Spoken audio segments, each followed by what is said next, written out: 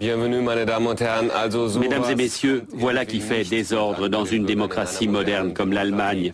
Les membres du gouvernement ne recevront pas le même vaccin contre la grippe A que le reste de la population. On leur administrera un vaccin sans adjuvant, une substance censée améliorer l'efficacité du vaccin. Or, cet adjuvant est présent dans le vaccin Pandemrix, commandé aussi par la France pour sa campagne de vaccination qui débute aujourd'hui. Aucun risque, affirme l'autorité allemande des médicaments, dont les employés se font pourtant vacciner avec un produit sans adjuvant. Aux États-Unis aussi, on utilise le vaccin classique. Voilà qui donne à réfléchir. La chancelière allemande et quelques ministres déclarent maintenant qu'ils prendront le vaccin avec adjuvant. Mais c'est maintenant trop tard et les citoyens se posent de plus en plus de questions. D'autant que de nombreux médecins déconseillent la vaccination car les risques, disent-ils, l'emporteraient sur les avantages. La grippe A-H1N1 s'est avérée jusqu'à présent en effet beaucoup moins méchante qu'on ne le craignait. Et pourtant, la France a commandé près de 100 millions de doses, soit 2 fois plus que l'Allemagne. Et les vaccins seront au besoin administrés par des élèves infirmières, des internes et des médecins à la retraite. Cela sera-t-il vraiment nécessaire? En France aussi, les doutes se multiplient. La commission médicaments de l'Ordre des médecins allemands pense que les autorités de santé publique ont cédé aux campagnes de l'industrie pharmaceutique. Peut-être penserez-vous la même chose après avoir vu le documentaire qui va suivre. Si vous avez des questions ou des commentaires, rejoignez-nous sur le live blogging d'Arte où vous pourrez dialoguer avec un médecin, le docteur Marc Girard. Mais tout de suite, le documentaire de Jutta Pinzler, Grippe A, un virus fait débat.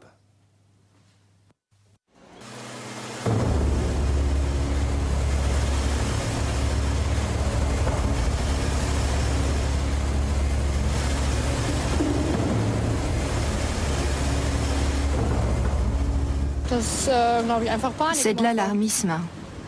C'est une grippe comme les autres. Je pense que c'est juste pour faire de l'argent et je suis totalement contre. Personne ne peut me dire ce qui m'attend si je me fais vacciner. La psychose est pire que la grippe. J'imagine que les groupes pharmaceutiques veulent se remplir les poches. Printemps 2009. Un dangereux virus, celui de la grippe A, initialement appelé grippe porcine, semble menacer l'humanité. L'OMS est très préoccupée par ce qui se passe au Mexique et aux États-Unis.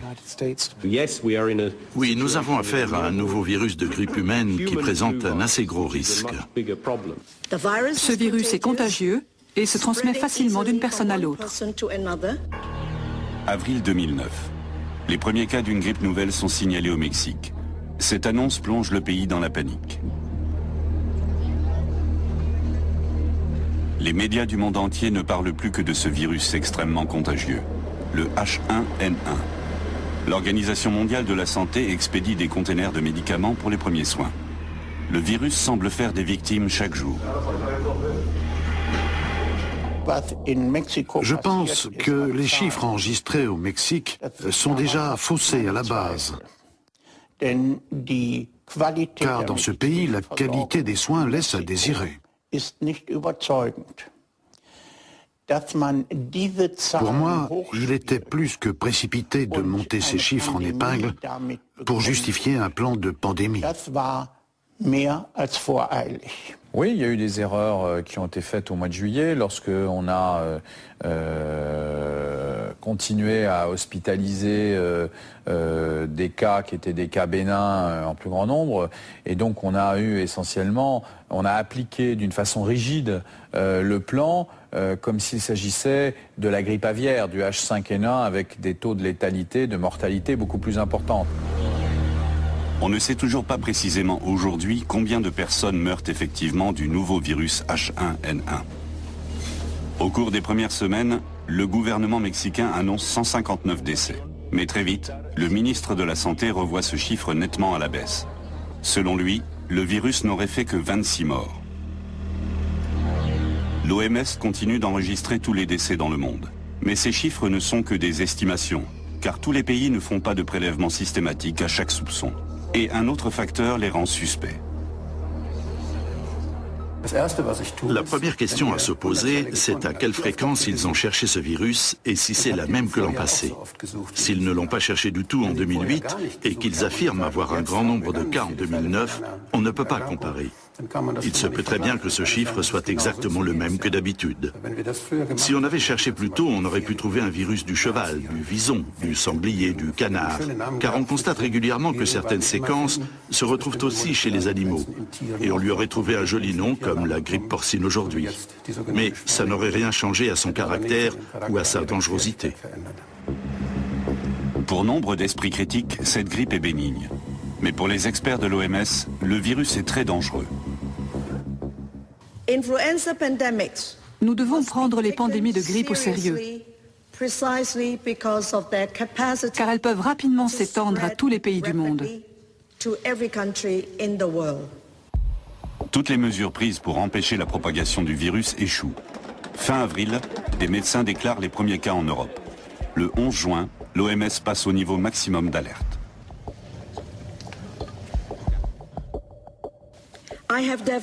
J'ai décidé d'élever le niveau d'alerte de la pandémie grippale de la phase 5 à la phase 6.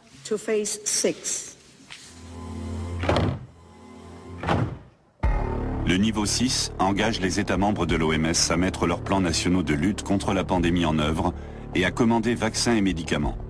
C'est la phase d'alerte maximale, mais selon de nouveaux critères. En mai 2009, l'OMS supprime 2 points essentiels dans la définition de la pandémie. Auparavant, elle supposait un nombre élevé de décès et de malades dans plusieurs États. Ce n'est plus le cas. Aujourd'hui, il suffit, pour décréter une pandémie, d'une transmission accrue et durable du virus dans au moins 2 des 6 régions de l'OMS. Je pense que l'OMS a fait une erreur en modifiant sa définition, car pour le public, qui dit pandémie dit panique. Et c'est précisément ce qui s'est passé. Bien sûr, il vaut mieux que le degré de gravité soit pris en compte, mais au vu de ce qui se passe réellement ici, c'est tout à fait exagéré.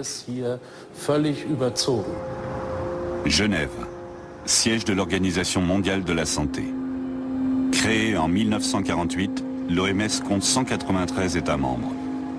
Son objectif est d'amener tous les peuples du monde au meilleur niveau de santé possible et de combattre les maladies.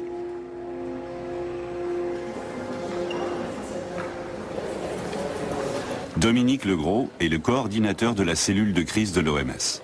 Il fait partie de l'instance de décision suprême de l'organisation qui a déterminé les mesures à prendre contre la nouvelle grippe.